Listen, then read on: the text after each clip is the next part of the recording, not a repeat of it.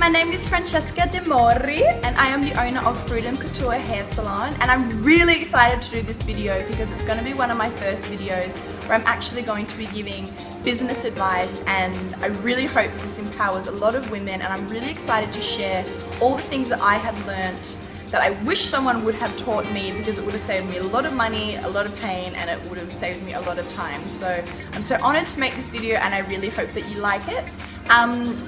So you can actually trust my word, I'll just give you a little bit of background about me. So I'm currently 23 now, I'm turning 24 this year. I opened my business when I was 14 years old, so I opened it as Freedom Braids. I called it Freedom because my name means freedom in Italian, and braids because at the time that's what I was doing. I was doing my business mobile at a very cheap price. A lot of the time I would do it for free, just because when you're passionate about something, it's not always about the money. And I did that all the way going through high school. So I would go to people's houses, or I would set up a little place in my house and do it. Then once I graduated from high school, I enrolled myself into beauty school. So in Australia, beauty school and hair school are completely different. So beauty is facials, manicures, pedicures, things like that.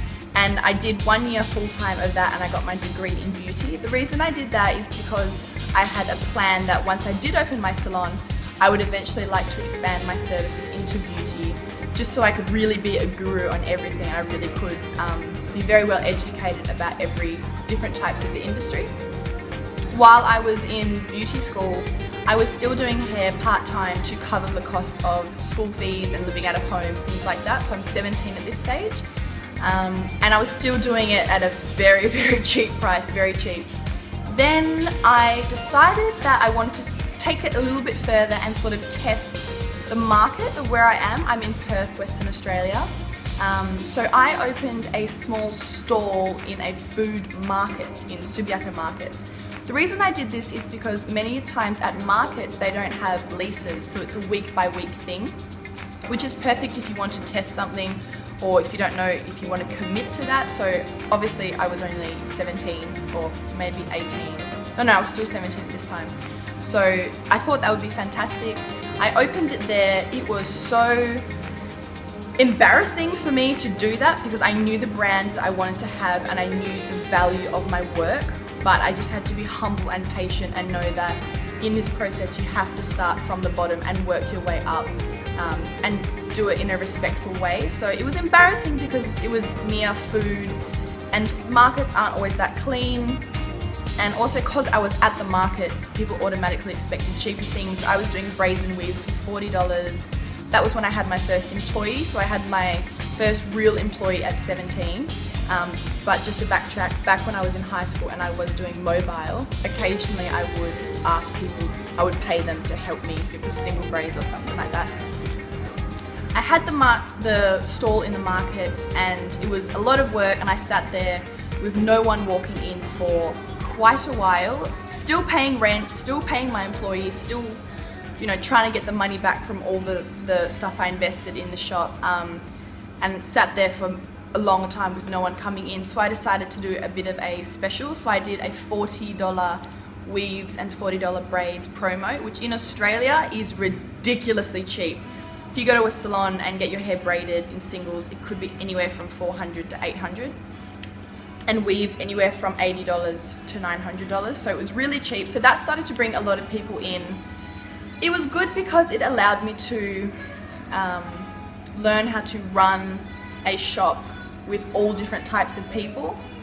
Normally when you do have a cheaper price, you do attract a cheaper demographic, which usually can sometimes mean a little bit of trouble because they pinch every penny, but it's all good experience. You do find yourself working very hard for not much money, so I would do one full head of braids all day for $40, and obviously my rent would, I can't remember what it was, but let's just say $100, and then on top of that you got employees, and then on top of that you've got the materials used to braid it, so you're not making any money. So I made no money, but what I learned from it is that people like what I do, I love what I do, and I definitely want to invest my life in it. So then I decided that I was going to get my degree in hair, because I just taught myself how to do it before that.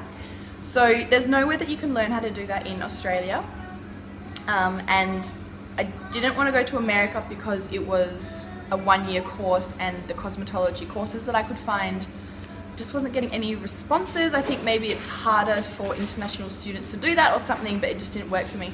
So I enrolled at the Welder Braiding Academy in London. So I went there, I think I was 18 by this stage, it's all a blur. I went there and I did the 27 International course, which is the most extensive course you can do. It basically means that you learn how to do everything.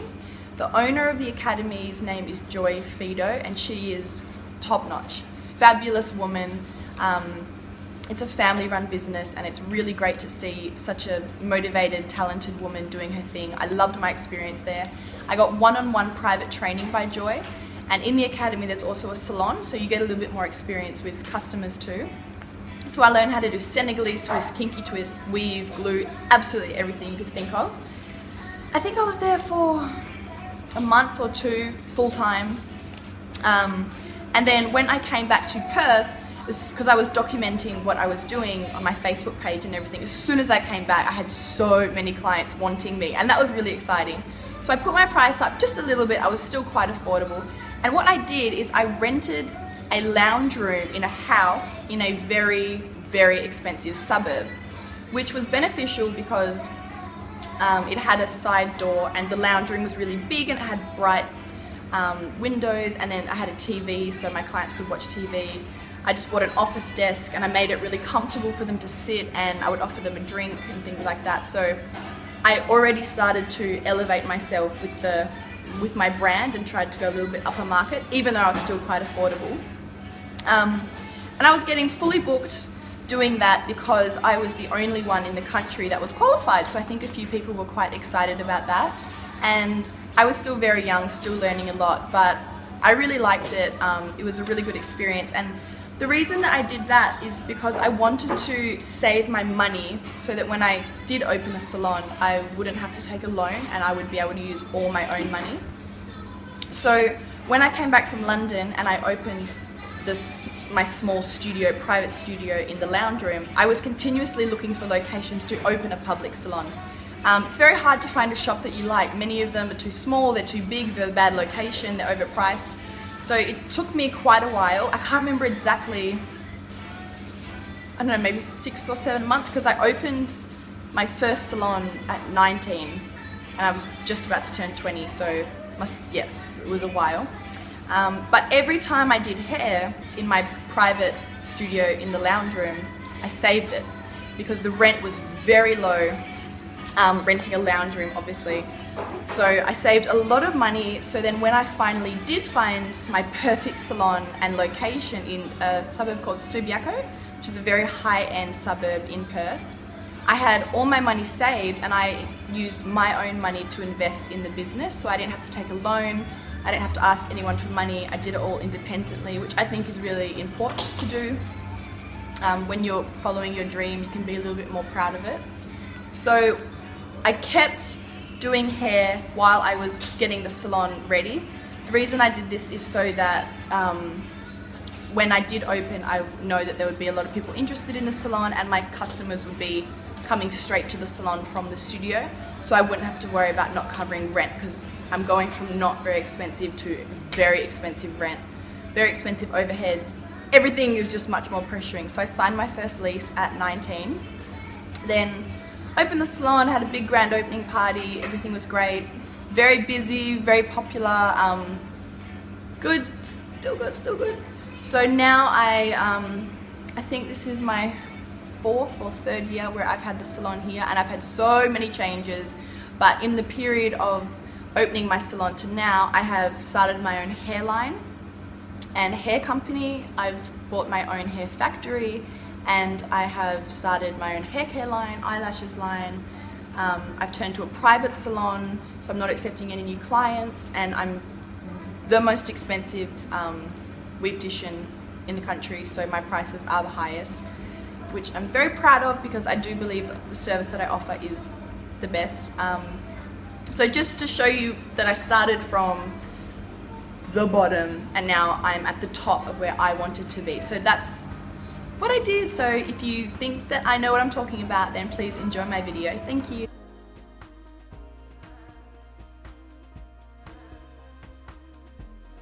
So the first step to opening your successful hair salon is you must have passion. I'm telling you right now that owning your own hair salon or owning your own business is not fun. It's not quick, easy money. It's a very hard thing to do, which you will need to sacrifice everything to achieve it successfully. So if you do not have passion, you will not succeed. Don't open a hair salon if you want to make money, because many businesses won't actually make money for the first 3 years, and many businesses within the first 3 years will just stop altogether. So when you go into business, you're taking a huge risk, but you're taking that risk because you want to follow your dream and achieve your dream. So there's no point in taking all that risk if it's just for money, because it is very hard to make an income in this industry. So passion, that is what's important, and passion is what is going to set you aside from the rest. Passion is what's going to get you up when everything about owning a business will kick you down. Owning a hair salon, having employees, all those things, you never know what's going to happen. And I have been through so many things which I never even thought of. I just thought, I'll open the salon, I'll pay the rent, as long as I do this much hair, I'll be able to cover, I'll go home and sleep at night. You don't sleep. You don't get that much time with your family, you don't get that much time with your man, you don't get that much time with your friends, you don't get time to eat. I didn't eat for 2 years from when I opened the salon to when I would close at night. You do hair all day. It's a sacrifice. So passion is the only thing that is going to bring you back up and say, all right, it's been tough, but I'm going to keep going. So that is my advice. If you just want to open a hair salon because you like the way it looks, maybe partner with someone who is passionate, or do a franchise or something. But if you want to open your own independent salon, you really it has to be like fire burning inside of you, because otherwise it's just not going to work. The second step is making a good business plan. A business plan is basically just planning what business that you want. So it's very good to get a book like this, any type of book, and just sit there, grab a big coffee, go to the beach, sit on your bed, whatever you want to do, get a pen and write. Write every dream you've ever had about opening your own salon. Write everything you've ever imagined. I used to write my business plans on serviettes in planes, tissue paper in toilets. Like, I used to write it on menus in restaurants. In the middle of the night I would wake up and I would jot something down. Anything you've ever dreamed of, write it down, because you can mold that into your business plan.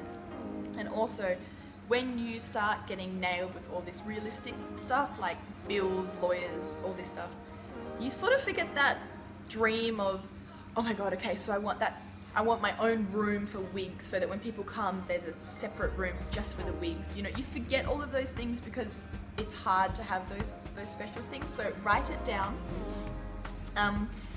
Basic questions for a business plan could be, who do I want to target? Men, women, age 15 to 25, so young or old, mature. How many days a week would I like to work? How much money would I like to make? What type of branding would I like? So how would I love to represent my business? How do I want to be seen by people as a business owner? What type of hair do I want to do? What type of salon do I want to be? Do you want to be a color salon that specializes in color? A cut salon? Do you want to be a salon that specializes in hair loss? So mine is a weaving salon that specializes in weaving. So I don't offer color or cuts on natural hair. I just do it on the wefts. And a business tip also is that when you specialize in something, you can charge more, and also you will end up having a little bit more power because you are educated in something that not that many people are. So specializing in something will allow you to be more financially freedom, and it will also allow you to be more respected and appreciated for your work. Because when a woman, well, I think it's more women but also men, need something specific and they find you, they'll automatically have so much appreciation and respect for you. So for example, when I have clients who just have the worst hair extensions, or they've got hair loss, or they're trying to grow their hair, when they find me, they're just automatically so lovely and so grateful. So definitely specialize in something. What are some other themes? Yeah, how many days a week exactly you'd want to work, as well as times. Just things like that, and I'll put a few more next to it when I think of them. So business plan. Besides your dream of how you want your business, you also need to think of logistics. So how much hair a day can I do, for what cost? What will I make per day? Will that cover my rent? What is my rent? What are all my expenses? Just a quick tip, expenses add up very quickly, and it has taken me many years to figure out exactly how to do my end of day summary and my finances, where every expense is being reported. It's very difficult and they add up so quickly. So you might have salon software, the salon phone, color, detergent to wash your towels, electricity, water, employees, tax, GST, furniture, salon renovations, magazines, coffee for your clients, paper for the printer, pens. There's so many expenses.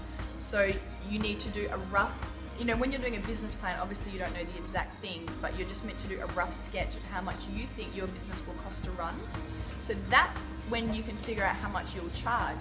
So when I opened my salon, I made my price list based on what I thought was appropriate to do. I didn't make my price list based on what I should be making, which is a very big mistake. Your prices should be the price to cover your business and still go home with something at night, not just something that you feel comfortable saying. So that's a very big one that I wish I learned. I have not made money for many years. It's only now that I'm really starting to see some of the money that I've invested come back. So a few of these little tips will definitely help you make profit quicker. So your business plan, get into it. It's so exciting. It's really fun. Some people think it's, they dread it a little bit, but just get a cute little book like this. It'll be so much fun. And also keep a book everywhere you go, so anytime you have an idea, you can jot it down. So the third step to opening your own successful salon is branding, capital B, branding, ladies and gentlemen. Branding is what is going to set you apart from every other salon, as well as being specializing in something. You could be the most talented little butterfly in all of the world, but if you're not branding yourself as the most talented little butterfly, no one is going to know. Branding is extremely important. You need to know how you want to be observed by people. Also with branding, you want to know who you're trying to target, so with the demographic and things like that. So for example, maybe you want to brand yourself as a really welcoming, homey, comfortable, relaxed salon for middle-aged women, just for colors and cuts. Maybe you want to brand yourself as a really high-end, luxurious, expensive brand. Maybe you want to brand yourself to be international, and there's just so many different things. So the best way to figure out your brand is if you ask yourself, how would I love to be seen, and what atmosphere would I love to bring my clients into? What type of things do I want to spend all day doing? And what type of clients do I want to be dealing with? I personally don't really understand why anyone would go into a business focusing on being at the cheaper realm. I don't really understand that. I think that if you go into business, it's always better to aim to be high-end and more expensive and more luxurious, because you can charge more. But you know, really, if you're going to be actually giving it 100% every single day, you want to be getting the most money you can for it, because you will have to try and get all the money that you did reinvest back in. So I personally wanted to bring luxury into the weaving salon. Every experience that I had in a weaving salon was just very relaxed. There was nothing pampering about it. So you can also use your own experiences to things that you didn't like and things that you would like to change. So just little things like when my clients come in, I always offer them a complimentary hand massage, or I offer them like a mineral water in a champagne glass. So just little things like that will work with your branding. So this background right now is my waiting area. So this can automatically show you what type of business I have, and I haven't even said anything. Just by looking at this, you'll already get a sense of what the salon is, and that's what branding is. It's visualizing and visually seeing something without the owner needing to convince you of it. So I've got my cushions here, which have my brand on it. So as well as designing your brand, it's really good to put your logo a lot of places too. Can you see?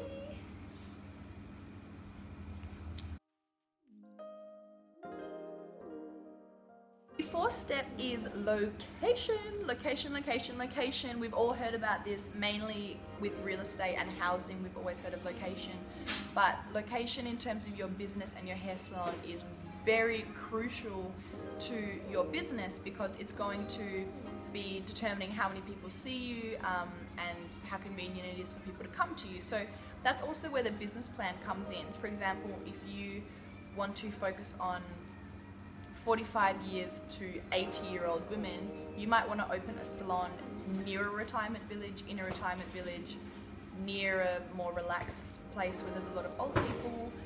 If you want to open a salon for men, a barbershop, then maybe do it next door to a men's clothing store that's really, really popular.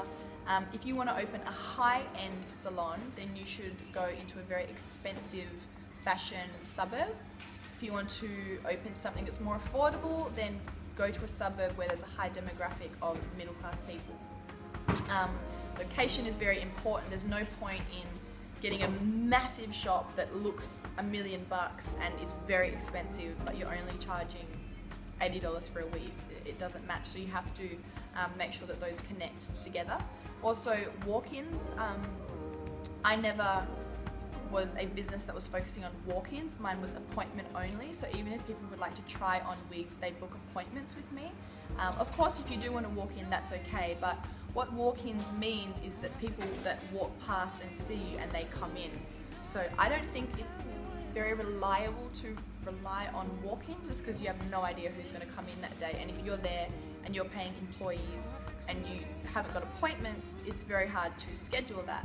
Whether if you're a business that focuses only on appointments only, the day before you can be like, all right, I've only got 3 clients tomorrow, so I can schedule myself on and an employee for half a day, and the other ones I can tell them to take a day off.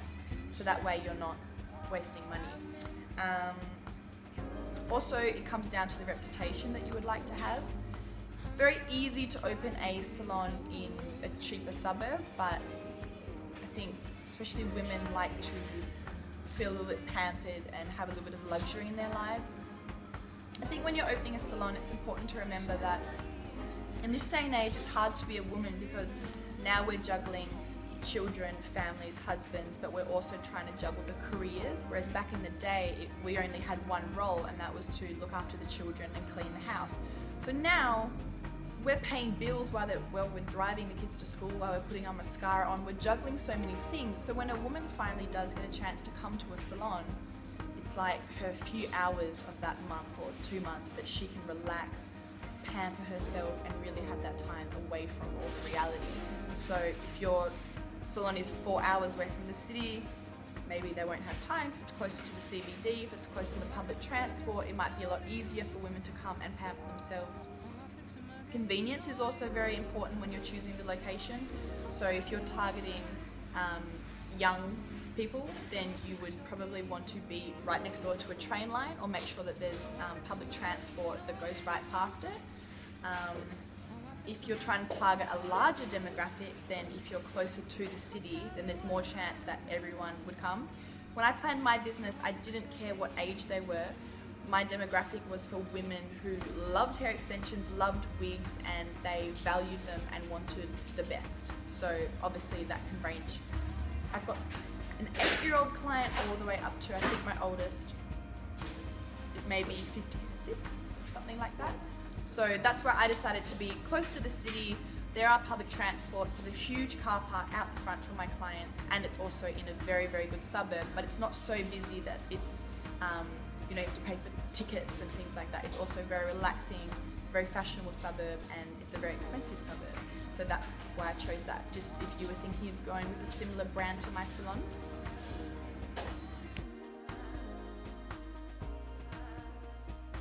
So the final step of opening your successful hair salon is to hire qualified and correct staff. Staff can make or break your business, and that is a really serious thing. They can easily ruin your business. You need to look for staff that are qualified in the profession, so they've obviously got to be licensed to do hair. The more experience, the better. But beyond anything, you have to be able to trust them. Finding staff that you could trust it's worth $1 million. It's very rare to find genuinely honest and loving staff, but if you can find it, that's what you really need to aim for. Staff are meant to benefit your business, that's why you're paying them. They're meant to hold down the fort when you're not there. So even if you're not there, they're meant to be acting the same way that you would be proud to represent. Staff are meant to help you expand your business, and they're also meant to do the things that you don't need to do anymore. So for example, they can clean up at the end of the day, so you can focus more on the business and the finances and things like that. I have had so many staff, and I have gone through the worst. I've had staff that lived with me when they had nowhere to go. I've had staff where I've really been quite close with them, and then those same people turned around and took everything I had. So I now think that it is better to have smaller staff to no staff. So that is why I decided to turn my salon from just a normal salon that does take new appointments and clients to a private salon, because I didn't want to have to deal with employees. When you have bad employees, it takes all the power away from you. You have no control, and it is just so unmotivating. Like, you just don't want to come into your own shop because they're negative or they're bitchy, especially being in a hair salon where you're surrounded by different types of women all day, every day. It can get very emotional, very sensitive, and very nasty. So I think that it is a lot better to have less staff that do better rather than get more staff. They really can make or break your business. So yeah, this is the 10th year that I'll be having my business, and after everything that I've learned, I am much happier only having one staff member, and that is my salon manager. I don't need anyone else. I don't let any other employees do hair for my clients. I tried that, and I think that if you're not in that much of a specialty niche, so if you're just, you know, a typical hair salon where you do colors and cuts and washes and sets and stuff like that, it's easier to have employees. But if you're in a real specialty market like weaves and extensions, it is so easy to ruin someone's hair. So when you are opening a weaving salon, you have to be way more careful with the people that you hire rather than just a typical hair salon where it's more washing and things like that. I feel so much better and more comfortable knowing that I do all my clients, so knowing that if they walk out, they got 100% the best. If you're a perfectionist and you're opening a salon and you are hiring people, you're going to be like me. When you're doing hair, you're going to be looking at them going, oh, she dropped that comb, I hope she doesn't use it, I hope she sanitizes it, or oh, that braid's pulling her edges, I hope that's better, or did she offer her a coffee, or is she comfortable the client's head is sitting like this for too long? You'll be stressed, and you have to do hair as well as making sure they're doing it properly. And as you weavticians will know, it's not just braiding and sewing on hair. There are so many aspects that come into the play when you are doing a proper install. So if you are like me and you're opening a weaving salon, I feel more comfortable doing my own clients because I know that they're not going to get anything under perfect for what I think is, you know, perfect. And also anytime they walk out of my doors, I'm proud and I'm relaxed and I'm happy to send them out onto the street like that. So that would be my advice. But if you wanted to get a few employees, maybe just 1 or 2, and maybe give them some training. So if they've already got their qualification, you can have a few days of going over things just the way you like it, just to tweak it a little bit, because sometimes what you learn in school is so basic, and you can just go over little things like how to welcome your clients, always offer them a drink, when you're washing them, make sure their neck is comfortable, always blow it out before they braid, just little things like that that make quite a big difference to the appointment. Maybe if you do want to have employees, just go over those things. I did give my employees a lot of extra training that I paid for, and I also did myself, which in turn does cost money for your time. And sometimes they just forget about it, or sometimes they don't care. I think that's one of the hardest things about hiring employees, is that you expect them automatically to love and care about the business as much as you do, but in reality they're not really that into it, because it might not be their dream to be a hairstylist, or they haven't been on that journey with you, so they may not know how much it means to you. So if you can find someone that is has been on a similar path, and they really love hair, and they're just a genuine person, then they will care, respect, and value your salon like their own, and that is also really important.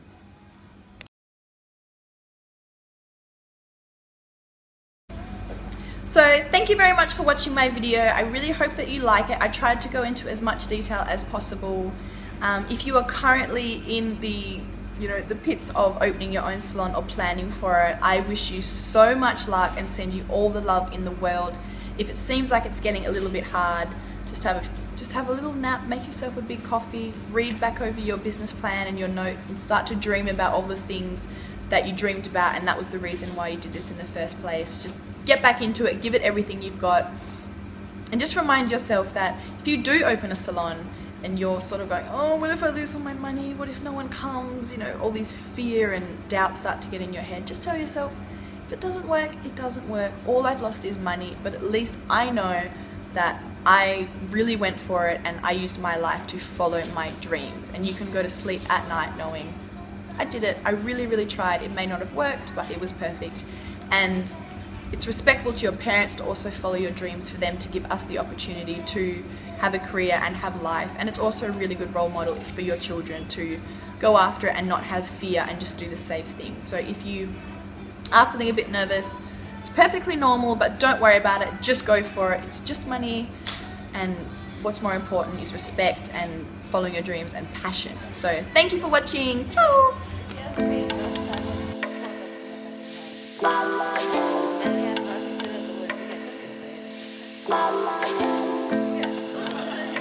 Changes in